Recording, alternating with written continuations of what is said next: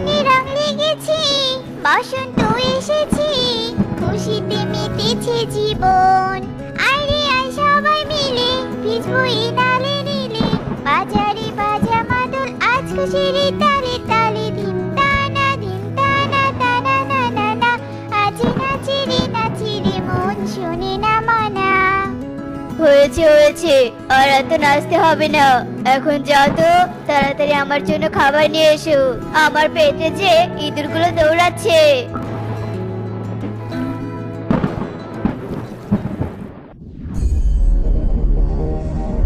ওরে বাবারে, ওরে মারে, মরে গেলাম রে, মরে গেলাম। বউ, ও বউ, তুমি আমাকে মারছো কেন? মারছি না গো, আমি তোমাকে মারছি না, আমি তো তোমার পেটের ইঁদুরগুলো তাড়ানোর চেষ্টা করছি। ওরে বাবা রে, ওরে মারে, ছেড়ে দাও, আমাকে ছেড়ে দাও বউ। আরে কাকুলি, আমার পেটে তো কোনো সত্যিকার ইঁদুর নেই। তাহলে যে তুমি বললে পেটে নাকি ইঁদুর দৌড়ে বেড়াচ্ছে। আরে ওটা তো একটা কথার কথা ছিল, আর এজন্য তুমি আমাকে কতগুলো মারলে। ইস, আমার ভুল হয়ে গেছে গো, আমাকে তুমি ক্ষমা করে দাও। এসো তো এসো, আমি তোমাকে এক্ষুনি খাবার দিচ্ছি। একি টুকি, তুমি একা একা এই পথে কেন বসে আছো? দেখছো না বাইরে আকাশের অবস্থা ভালো না, মনে হচ্ছে এক্ষুনি বৃষ্টি শুরু হবে। তাই তুমি এখানে বসে না থেকে এক্ষুনি বাড়ি চলে যাও। আমার বাবা আমার জন্য আজকে খেলনা নিয়ে আসবে, তাই তো আমি বাবার জন্য অপেক্ষা করছি মাসি। তোমার বাবা নিশ্চয়ই কোনো কারণে ব্যস্ত হয়ে পড়েছে, তাই ফিরতে দেরি হচ্ছে। তুমি বাড়িতে চলে যাও, তোমার বাবা সময় মতো ঠিক চলে আসবে। সুখের কথা শুনে টুকি বাড়িতে চলে যায়, আর কিছুক্ষণ পরই অনেক জোরে বৃষ্টি শুরু হয়। আর তখনই টোনা বৃষ্টিতে ভিজে বাড়িতে চলে আসে। বাবা, ও বাবা, এই সবগুলো খেলনা আমার জন্য এনেছো? হ্যাঁ রে মা, এই সবগুলো খেলনা তোর। তুই খুশি হয়েছিস তো? হ্যাঁ বাবা, আমি ভীষণ খুশি হয়েছি। শোনো কাকুলি, চুরি নাকি এবার সবজি চাষ করেছে, আর সেই জমিতে নাকি এবার অনেকগুলো সবজি হয়েছে। কিন্তু কালু, টুনির জমিতে কি এমন আছে যে এতগুলো সবজি হয়, আর সেই সবজি খেতেও নাকি অনেক সুস্বাদু হয়? আর এজন্য সবাই শুধু টুনির কাছে সবজি কেনে, কিন্তু এবার আর টুনির কাছে কেউ সবজি কিনবে না। আর কিনবেই বা কি করে যদি জমিতে কোনো সবজি না থাকে? হা হা হা হা হা। কি করবে কালু? টুনির জমির সবজিগুলো কি করবে বলো তো শুনি। এরপর কালু ও কাকুলি মিলে বুদ্ধি করে।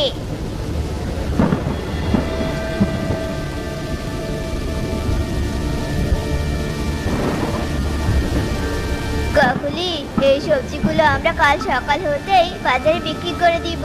আজকে তো অনেক জোরে ঝড় বৃষ্টি হচ্ছে, আর এই বৃষ্টিতে কেউ সবজি কিনতে আসবে না। হ্যাঁ হ্যাঁ, তোমার যা মনে হয় তুমি তাই করো। এখন তো আমার ভীষণ ঘুম পাচ্ছে, তাই আমাকে আর বিরক্ত করো না তো।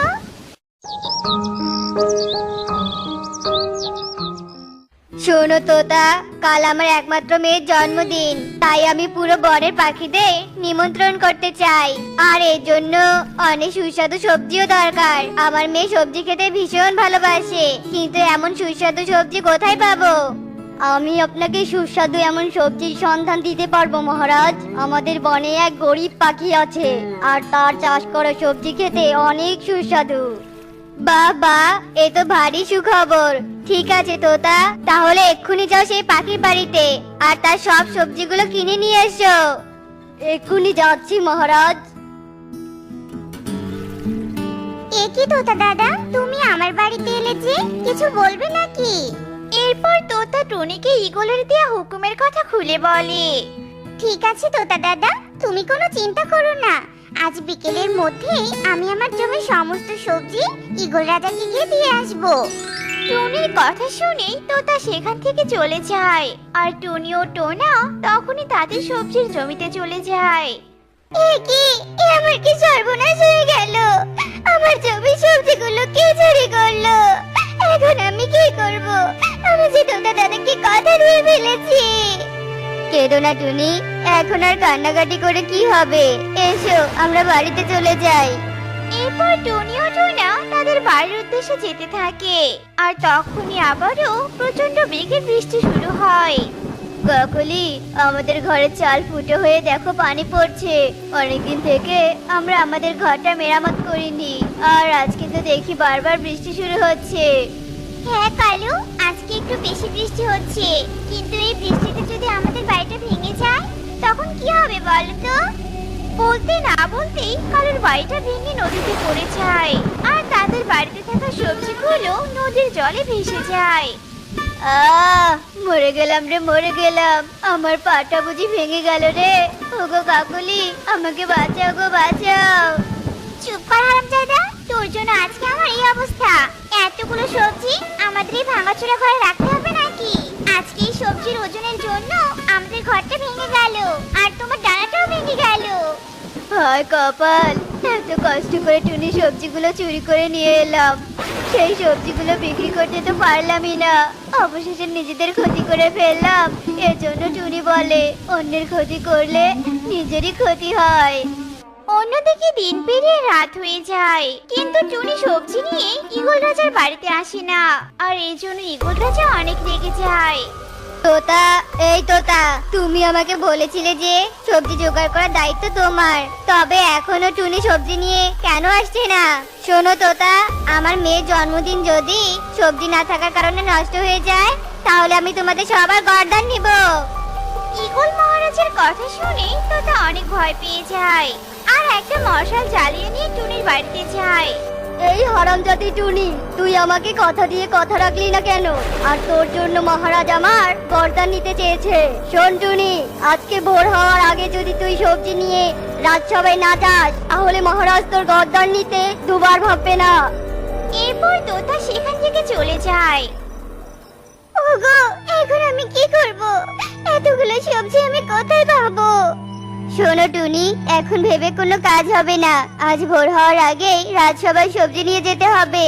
আর নদীর ওপারে আমার এক বন্ধুর বাড়ি আছে, আর ও সবজির ব্যবসা করে। আর এখন আমাদের বাঁচতে হলে আমার বন্ধুর কাছেই যেতে হবে।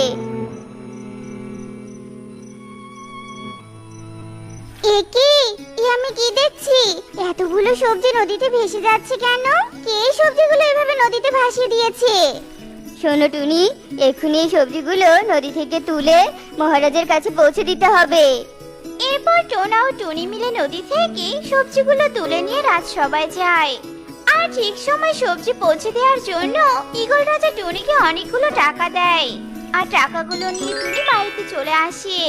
আর এভাবেই তার দিনগুলো খুব সুন্দরভাবে কেটে যায়। তো বন্ধুরা, আমাদের আজকের গল্পটি তোমাদের কাছে কেমন লেগেছে তা কমেন্টে জানাতে ভুলো না কিন্তু। মা, মা, আমার চা কোথায়? এত বেলা হয়েছে, এখন আমাকে চা দাওনি কেন? তাড়াতাড়ি চা দিয়ে যাও বলছি। দিচ্ছি রে মা, দিচ্ছি। এই টুনি, এই বজ্জাত মেয়ে, আমার মেয়েকে এখনো চা দিসনি কেন? এই তো মা, এক্ষুনি চা নিয়ে যাচ্ছি। এই নে বোন, তোর চা। বাবা তো অসুস্থ, তাই আমি উঠে আগে বাবাকে খাবার বানিয়ে দিয়েছি রে। এই, এত অজুহাত দেখাবি না, এই আমি বলে দিলাম। ছি, এই টুনি, এটা তুই কি বানিয়েছিস? হ্যাঁ, এই নে তোর চা, তুই খা। আমার শরীর পুড়ে গেল। ইস, বোন, এটা তুই কি করলি? এত গরম চা আমার শরীরে ছুঁড়ে দিলি। আমার শরীর খুব জ্বলছে রে। শরীর জ্বলছে বেশ হয়েছে, এমনিতেই চা লেট করে দিয়েছিস, তার উপর একটুও চিনি দেসনি। তোর কপাল ভালো যে মাকে বলে তোকে উত্তম মাধ্যম পিটায়নি। ন্যাকা কান্না বাদ দিয়ে দূর হতো আমার চোখের সামনে থেকে। মা, তুমি আমায় কোন জায়গায় রেখে গেছো? আমার যে এখানে থাকতে আর ভালো লাগছে না মা। মা রে, তুই আর কাঁদিস না মা, তোর খুব কষ্ট হচ্ছে তাই না রে? আমাকে ক্ষমা করে দে রে মা, ক্ষমা করে দে। আজ আমার জন্য তোর এত কষ্ট। একি বাবা, তুমি কখন আসলে? কই, আমার তো একটু কষ্ট হচ্ছে না। আমার চোখে তো পেঁয়াজের ঝাঁজ লেগেছে, তাই আমি বাইরে এসেছি বাবা। মা রে, তুই আমাকে বুঝতে না দিলেও আমি সব বুঝতে পারি রে মা। শোন, তোর জন্য একটা সুখবর আছে। কাল তোকে পাত্রপক্ষ দেখতে আসবে, তুই কিন্তু তৈরি থাকিস। ও আচ্ছা, এই ব্যাপার। বাবা মেয়ে এইসব বুদ্ধি করছে, আমিও দেখবো। এই টুনির কি করে তুমি বিয়ে দাও? বিয়ে তো হবে আমার মুন্নির।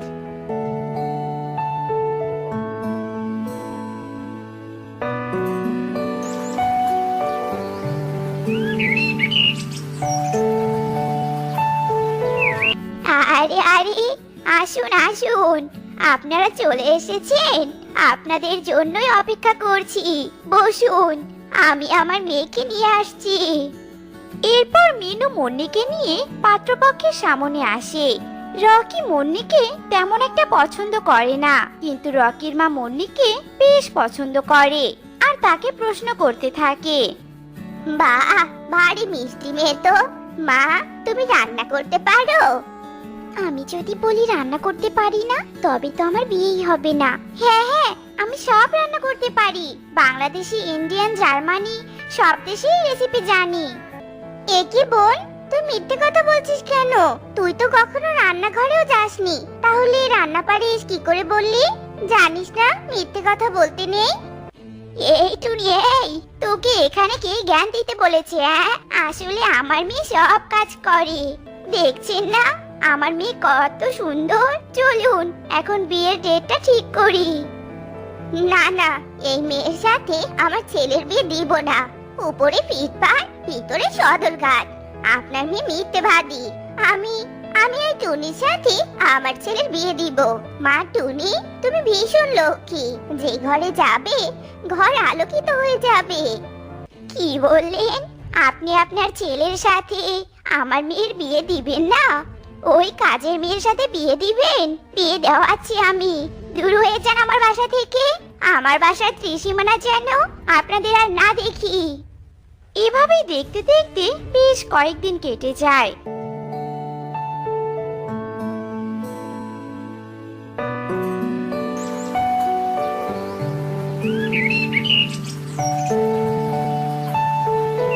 এভাবেই মিনু টুনির কোথাও বিয়ে হতে দেয় না। বাড়ির সমস্ত কাজ টুনির দ্বারাই করিয়ে নেয়। একদিন টুনি আর তার বাবা ঘরের মধ্যে কথা বলছিল। মারে, তুই এখানে থাকলে তোর সৎ মা তোকে ভালো থাকতে দিবে না রে মা। তুই বরং কোথাও চলে যা। না বাবা, আমি তোমাকে ছাড়া কোথাও যাব না। দেখবে আমি কাজ করে তোমাকে নিয়ে একটা ভালো বাসায় থাকবো। তোমার আর আমার কোনো অভাব থাকবে না। ঠিকই তো, এতদিন তো এটা ভেবে দেখিনি। এই টুনি যদি বাইরে কাজ করে আমাদের টাকা এনে দিত, তাহলে তো আমরা অনেক ধনী হতাম। এই টুনিকে আমি বাইরে পাঠাবো আর অনেক ধনী হব। এই টুনি, এই দুই বাবা মেয়ের এত কিসের কানা ঘোষা রে? এই শোন, তোর এই অসুস্থ বাবার পেছনে আমি আর টাকা খরচ করতে পারবো না। এখন থেকে তুই কাজে যাবি আর আমাকে অনেক টাকা এনে দিবি। কাজে যাব? কিন্তু বাবার দেখাশোনা কে করবে? আর আমি কোথায় কাজে যাব মা? আমি কি জানি তা। এখন থেকে আমি হাতে টাকা না পেলে তোদের বাবা মেয়েকে বাড়ি থেকে বের করে দিব, এ আমি বলে দিলাম। হায় হায় রে, এ আমার কি হয়ে গেল? আমার জানাকে যে তীর মেরেছে। হায় হায় রে। কেঁদো না দিদি, কেঁদো না। মোরলের বিগড়ে যাওয়া ছেলে যে কবে ভালো হবে? আমাদের বনটাকে যে ছন্নছাড়া করে ফেলছে। মধুপুর বনে টোনা তার বাবা মায়ের সাথেই থাকতো, কিন্তু টোনা ছিল খুবই জেদি আর বিগড়ে যাওয়া ছেলে। সে বনের সব পাখির ছানাদের মেরে ফেলতো। একদিন টুনি কাজ খুঁজতে খুঁজতে মধুপুর বনে চলে আসে। ইস, আমি যে আর হাঁটতে পারছি না। কোথায় কাজ পাবো? আমি কাজ না করলে যে মা বাবা আর আমাকে বাসা থেকে বের করে দিবে। না, আমাকে কাজ খুঁজতেই হবে। কিন্তু এ বনের ছানারা এভাবে পালাচ্ছে কেন? ওদিকে কি আছে দেখি তো গিয়ে। একে, এ আপনি কি করছেন? জানেন না প্রাণীদের হত্যা করা কত পাপ? এই মেয়ে, তুই কে রে? আমার কাজে বাধা দিচ্ছিস কেন? সামন থেকে সরবি নাকি তোকেও মারবো? ছি, আপনি এত নীচ, ছোট ছোট ছানাদের মারতে আপনার একটু কষ্ট হচ্ছে না? এই ছানাগুলো আপনার কি ক্ষতি করেছে যে আপনি এদের জীবনটাই শেষ করে দিচ্ছেন? ওরা আমার কিচ্ছু করেনি, আমার তীর ছুটতে খুব ভালো লাগে। আর এই ছানাগুলো খুব চিৎকার চেঁচামেচি করে, তাই আমি ওদেরকেই তীর মারি। আপনি আপনার বিলাসিতার জন্য কত মায়ের বুক খালি করেছেন জানেন? কত ছানা তাদের প্রাণ দিয়েছে। আচ্ছা, আপনার যদি প্রাণ নেওয়া হতো তাহলে কেমন লাগতো বলুন তো? আর আপনার মায়ের কি অবস্থা হতো?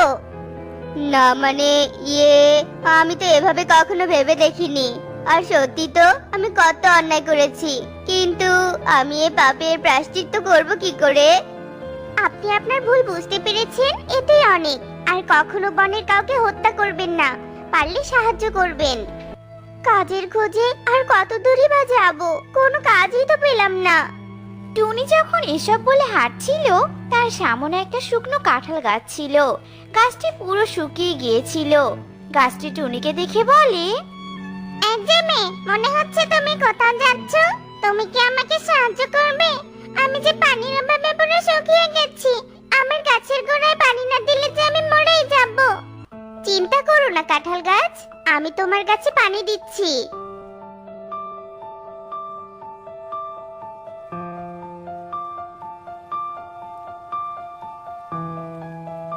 ইস, আমি যে কেন কাজ পাচ্ছি না। না, এবার যে আমাকে শূন্য হাতেই বাসায় ফিরতে হবে। টুনি যখন কান্না করছিল, তখন সে পাশে পানির শব্দ পায় আর ছুটে গিয়ে দেখে এক বৃদ্ধা পানিতে পড়ে গেছে। বুড়িমা, তুমি গাছে লতা ধরে উঠে এসো। উফ, বাবা রে বাবা, এ জন্মে আমি বেঁচে গেলাম।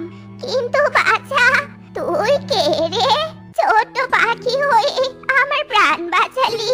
তুই বড্ড ভালো রে, বড্ড ভালো। বুড়িমা, আমি টুনি। এই পথ দিয়ে যাচ্ছিলাম, পানির শব্দ শুনে এসে দেখি আপনি পড়ে আছেন। আপনার কিছু হয়নি তো বুড়িমা? না রে না, আমার কিছু হয়নি। তুই না আসলে যে আমি মরেই যেতাম। কিন্তু তোর এত মন খারাপ কেন রে? বুড়িমা, আমি আমার সৎ মায়ের সাথে থাকি, বাড়ির সমস্ত কাজ করি, কিন্তু তবুও মা আমাকে বাড়িতে থাকতে দেয়নি। বলেছে আমি যদি কাজ করে টাকা না নিয়ে যাই, মা আমার বাবা আর আমাকে বাসা থেকে তাড়িয়ে দিবে। আহারে, তোর তো ভীষণ কষ্ট। তুই অনেক ভালো রে, তুই বড় পরিশ্রমী মেয়ে। তুই নিশ্চয় জীবনে সফল হবি। তুই কারো কষ্ট দেখলে এগিয়ে আসিস, তুই তো মহান রে। শোন, এই কাঁঠালের বীজ দুটো নে, তোর বাড়ির উঠোনে রোপণ করবি। দেখবি তোর সব কষ্ট দূর হয়ে যাবে। এরপর টুনি উড়ে উড়ে বাড়িতে চলে আসে। আর টুনি কোনো কিছু নিয়ে বাড়িতে ফিরেনি জন্য তার মা ভীষণ রেগে যায়। এই সতীনের মেয়ে, তোকে বলেছিলাম না টাকা না নিয়ে বাড়িতে ফিরবি না। কি এনেছিস শুনি? মা, আমি অনেক কাজ খুঁজেছি গো, কোথাও কোনো কাজ পাইনি। বিশ্বাস করো মা। চুপ কর, একদম চুপ। তুই যে কত কাজ খুঁজেছিস তা আমার খুব ভালো করেই জানা আছে। মা, তুমি এই টুনির কথা একটাও বিশ্বাস করো না। এই শয়তান মেয়ের জন্য আমার বিয়ে হয় না। একে দূর করে দাও তো মা আমাদের বাসা থেকে। বাবা আর এই টুনি আমাদের বড্ড চালিয়েছে। না মা, তুমি আমাদের বাসা থেকে বের করে দিও না। বাবাকে নিয়ে আমি কোথায় যাব বলো? এরপর মিনু টুনির কোনো কথাই শোনে না, আর বাবা মেয়েকে গায়ে ধাক্কা দিয়ে বাড়ি থেকে বের করে দেয়।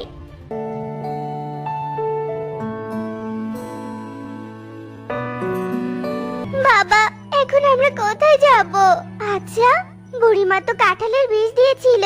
আমি বরং একটা ফাঁকা জায়গায় রোপণ করি আর সেখানেই রাতটা কাটিয়ে দেই। এরপর টুনি কাঁঠালের বীজ রোপণ করে, আর একটা গাছের নিচে টুনি আর রাজু রাতটা কাটিয়ে দেয়। আর সকাল হতেই টুনি কাঁঠাল গাছ দেখে অবাক হয়ে যায়।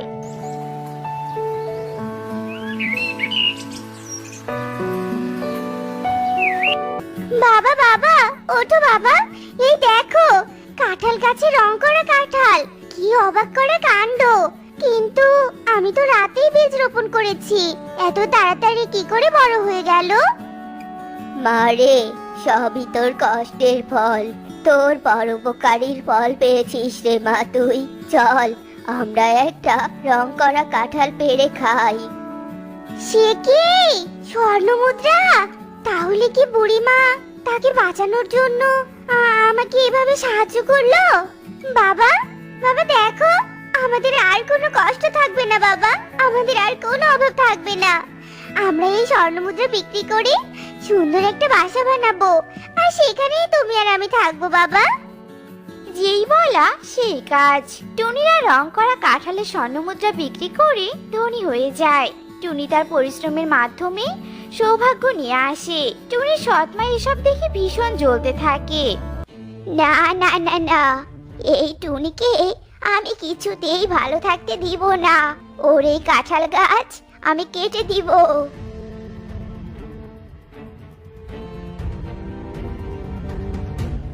বাবা, বাবা দেখে যাও, মাঝে আর নেই বাবা, মাঝে মারা গেছে। ছি মা ছি, তুমি গাছ কাটতে এসে নিজের জীবনটাই হারালে।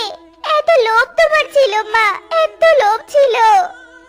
মন খারাপ করিস না রে মা, লোভে পাপ আর পাপে মৃত্যু। তোর মা তোকে এত নির্যাতন করেছে, তোকে শান্তিতে থাকতে দিতে চায়নি, আর আজ সে তার পাপের শাস্তি পেয়েছে। লোভ লালসা মিনুকে এতটাই নিচে নামিয়েছে যে সে এভাবেই তার লোভের শাস্তি পেয়ে গেল।